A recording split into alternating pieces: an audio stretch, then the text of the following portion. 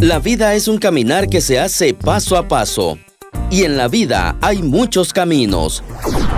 Radio Betania te presenta Jesús es el camino. Jesús es el camino. Reflexiones para la vida, junto al Padre Paco Posada. Bienvenidos.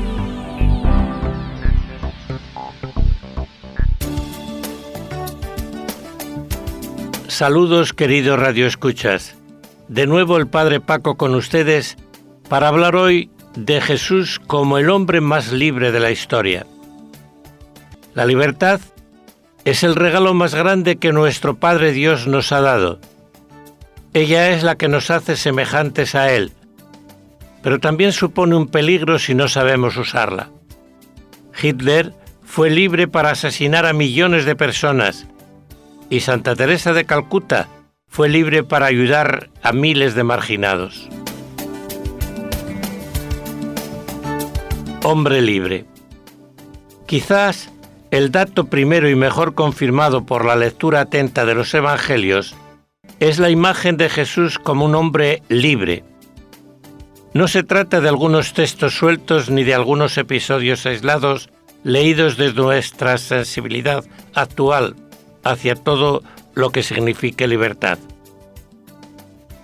Si se estudian las relaciones de Jesús con su ambiente y toda su manera de ser y de actuar, se puede observar que el rasgo o perfil más visible de su personalidad es el de la libertad. Aquí nos encontramos ante un dato cierto de la personalidad histórica de Jesús, que por otra parte está confirmado tanto por el comportamiento de sus opositores como por la adhesión de sus discípulos y la admiración de su pueblo. Algunos autores no dudan en llamar a Jesús liberal, entendiendo por liberalismo el modo de actuar de un hombre que se siente libre ante las normas, las instituciones y los ideales que la historia nos llega. Los evangelios no dan el menor lugar a dudas de que Jesús, medido con los criterios reinantes en su piadoso ambiente, fue de hecho liberal, y quizás precisamente por esto tuvo que afrontar la cruz. Esta libertad no es algo accidental o periférico en Jesús, es algo que forma parte de lo más nuclear de su persona. Libre frente al entorno social. Antes que nada podemos situar la figura de Jesús de manera sencilla en su entorno social y observar su actuación. Ante la familia de Jesús no aparece con excesiva frecuencia en los evangelios, pero sí lo suficiente para observar que Jesús no ha sido un hombre atado a los vínculos familiares o tribales.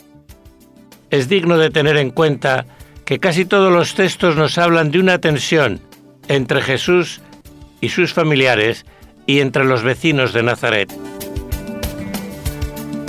Existe en la vida de Jesús un hecho psicológico innegable: el desasimiento de la familia en que nació.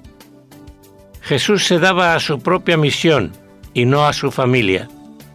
Jesús se sustrae de las presiones de sus familiares que pretenden apartarle de su vida peregrinante, del anuncio del reino de Dios.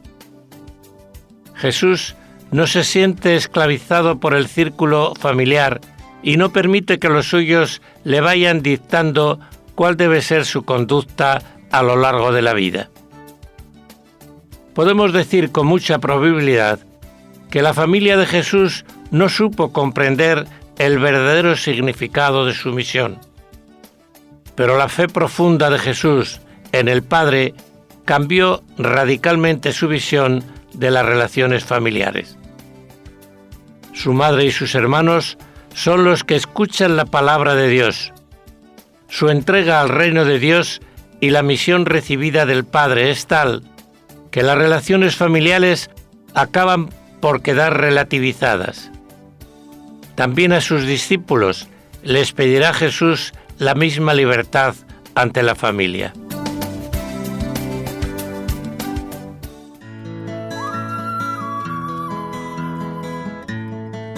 Evangelio según San Marcos, capítulo 3, versículos del 31 al 34. Entonces llegaron su madre y sus hermanos, se quedaron afuera y lo mandaron a llamar. Como era mucha la gente sentada en torno a Jesús, le transmitieron este recado: Tu madre, tus hermanos y tus hermanas están afuera y preguntan por ti. Él les contestó: ¿Quiénes son mi madre y mis hermanos? Y mirando a los que estaban sentados a su alrededor, dijo: Estos son mi madre y mis hermanos. También se siente libre ante los amigos y seguidores. Jesús se nos ofrece como un hombre libre en la elección de sus amigos y en las relaciones que mantiene con el círculo de sus discípulos y seguidores. No se deja manipular por las presiones de los suyos, ni se detiene ante las incomprensiones y cerrazón de sus seguidores más cercanos. En las tradiciones evangélicas han quedado recogidos diversos episodios de tensiones y desacuerdos entre Jesús y sus discípulos, en donde siempre encontramos a Jesús entregado a su misión por encima de las presiones que puede recibir de sus amigos. No todas estas escenas gozan del mismo grado de autenticidad, pero podemos estar seguros de que Jesús no ha sido un hombre que ha hablado y actuado encadenado por los intereses de su grupo de amigos y seguidores. Los evangelios no ocultan tampoco las amistades femeninas de Jesús: Marta, María, la Magdalena. Jesús no manifiesta la menor misoginia, ni en sus palabras ni en sus actos. La actitud de Jesús con las mujeres, a las que incluso admite entre sus seguidores, revela su libertad frente a la presión social y frente a las normas de conducta y a los juicios que predominaban sobre la relación con la mujer. También se siente libre ante los amigos, seguidores e incluso las clases influyentes frente a la presión de la sociedad y frente a los escribas y los fariseos, y también ante la clase política. Evangelio según San Mateo, capítulo 20, versículos del 25 al 26. Jesús los llamó y les dijo: Ustedes saben que los gobernantes de las naciones actúan como dictadores, y los que ocupan cargos abusan de su autoridad. Pero no será así entre ustedes. Al contrario, el que de ustedes quiera ser grande, que se haga el servidor de ustedes. Jesús, ciertamente, se ha visto enfrentado con frecuencia a los escribas especialistas de la ley, la clase culta dentro de la sociedad judía, y tampoco se ha dejado atar por la presión social ejercida por estos hombres tan influyentes en los grupos de fariseos y saduceos. La libertad de Jesús se destaca sobre todo en el enfrentamiento con los escribas y fariseos. Sin duda, hay que tener presente que la tradición sobre Jesús se ha ido transmitiendo y elaborando en un clima polémico de controversia con el judaísmo dirigido a los escribas y fariseos. Esto ha hecho que la comunidad cristiana haya acentuado la oposición existente entre Jesús y los círculos fariseos, dando un carácter más tajante y radical a los dichos de Jesús. Pero esta oposición existió ya desde el comienzo. Jesús no tuvo miedo de tratar con los escribas y fariseos, pero este trato no significó nunca dejarse encerrar por su sistema y por sus doctrinas. Jesús se rebela contra los escribas como una clase dominante que retiene indebidamente el poder de interpretar la ley. Ignoran que Dios es libertad y no esclavitud. Interpretan la ley según sus conveniencias sociales y sus reglas, y deciden todo desde una visión legalista de la vida y de Dios, sin ninguna comprensión para con los pequeños, los ignorantes, los débiles, los pecadores. La rebeldía de Jesús contra esos maestros de la ley es una rebeldía en favor de los pequeños. Jesús se les enfrenta y le devuelve a Dios su libertad y su fuerza de liberación. Dios no es el tirano de la ley, sino el Padre que sabe amar y perdonar. Ante el poder político, Jesús manifiesta una libertad total ante él. No le da miedo.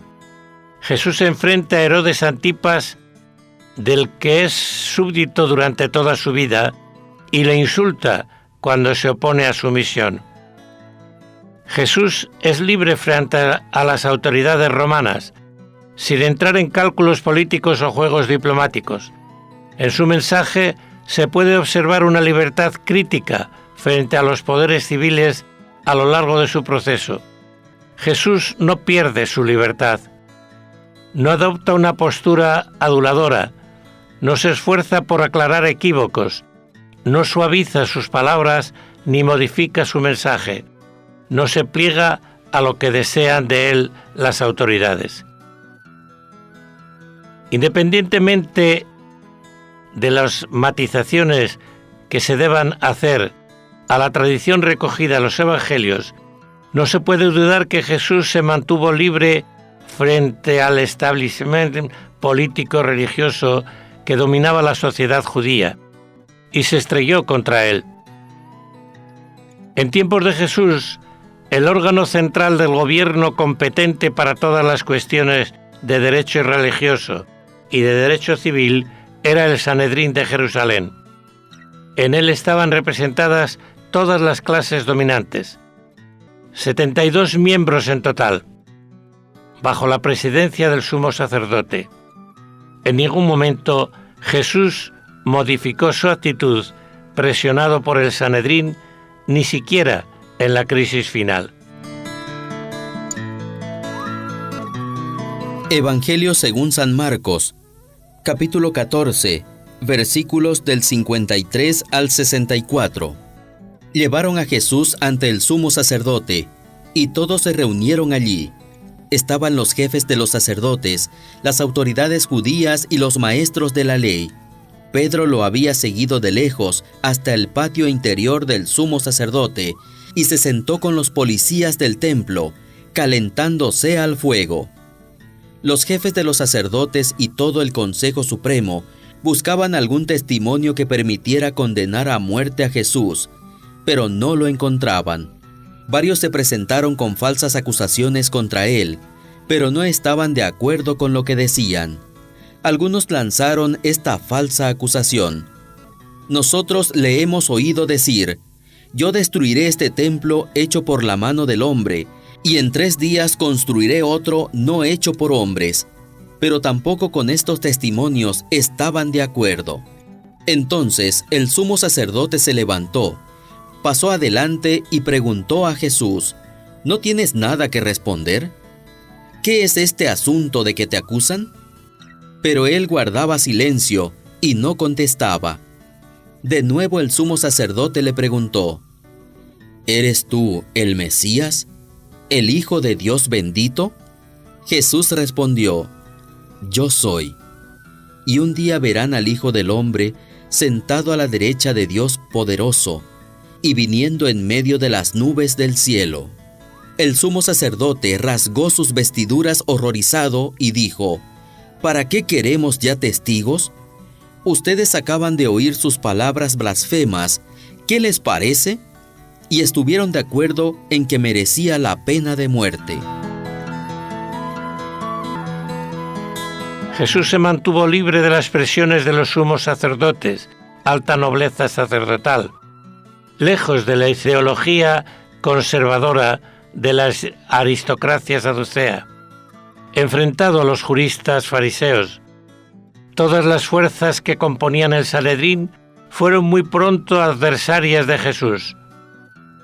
Jesús anunciaba ya la llegada del reino de Dios que implicaba un cambio radical y una amenaza tremendamente peligrosa para la dictadura religiosa.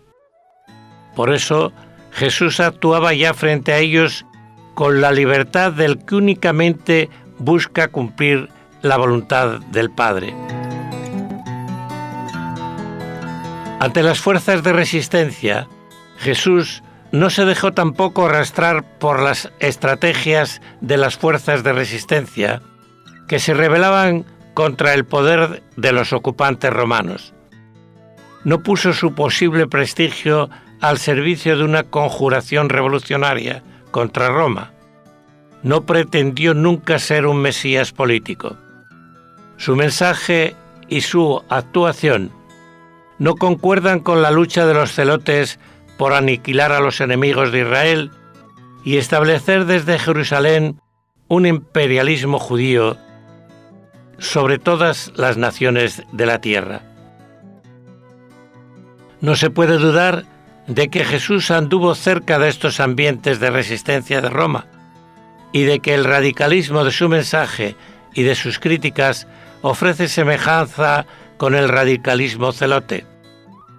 Pero tampoco se dejó esclavizar por estas corrientes tremendamente populares, defraudando así las ilusiones de muchos que esperaban un reino judío mesiánico dominador del mundo entero. No es una esperanza nacional la que animaba a Jesús. Podemos estar ciertos de que Jesús no ha sido el Mesías ni de la nación ni de la restauración. Jesús ha sido el Mesías del reino de Dios.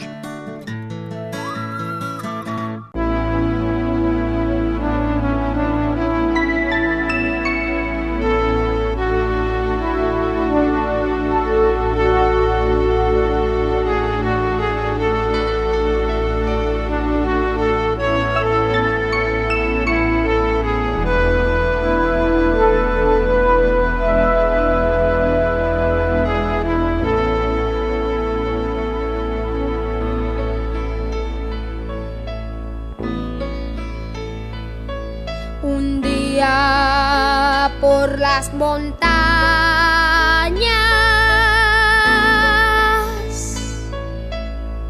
apareció un peregrino, apareció un peregrino.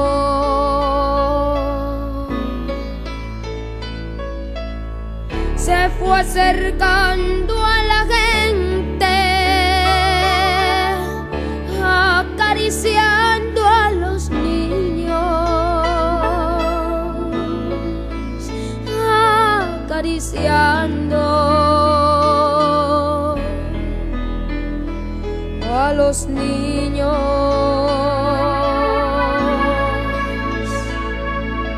Iba diciendo por los caminos, amigos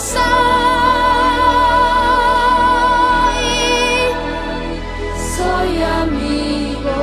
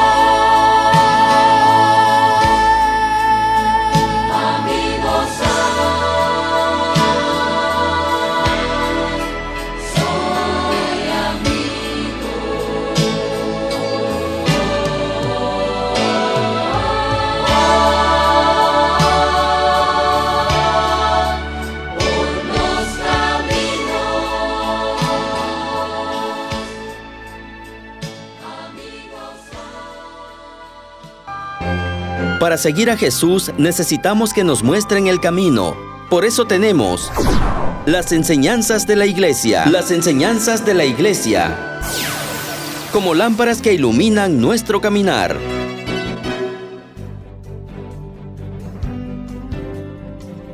¿Qué dice el Catecismo sobre la libertad? El Convenio del Catecismo de la Iglesia Católica dice en el numeral 363, ¿qué es la libertad? La libertad es el poder dado por Dios al hombre de obrar o no obrar, de hacer esto o aquello, de ejecutar de este modo por sí mismo acciones deliberadas. La libertad es la característica de los actos propiamente humanos. Cuanto más se hace el bien, más libre se va haciendo también el hombre.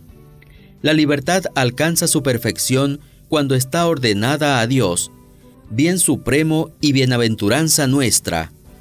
La libertad implica también la posibilidad de elegir entre el bien y el mal. La elección del mal es un abuso de libertad que conduce a la esclavitud del pecado.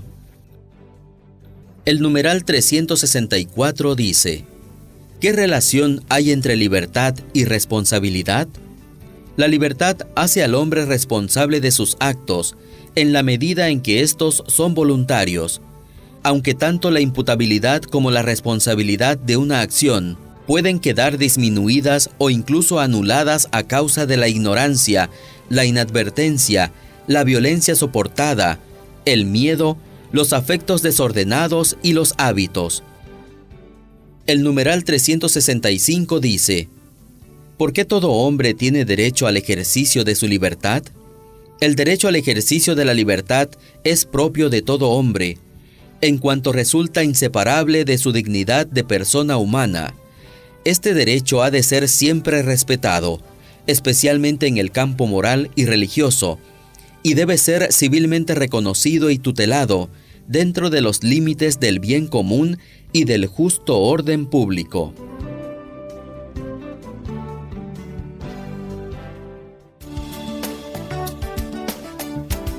Somos libres, amigos. Es nuestra mayor riqueza, pero también nuestro mayor compromiso.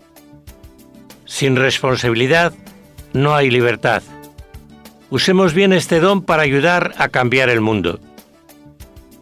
Saludos, amigos, y que la bendición de Dios Padre, Hijo y Espíritu Santo esté con todos ustedes.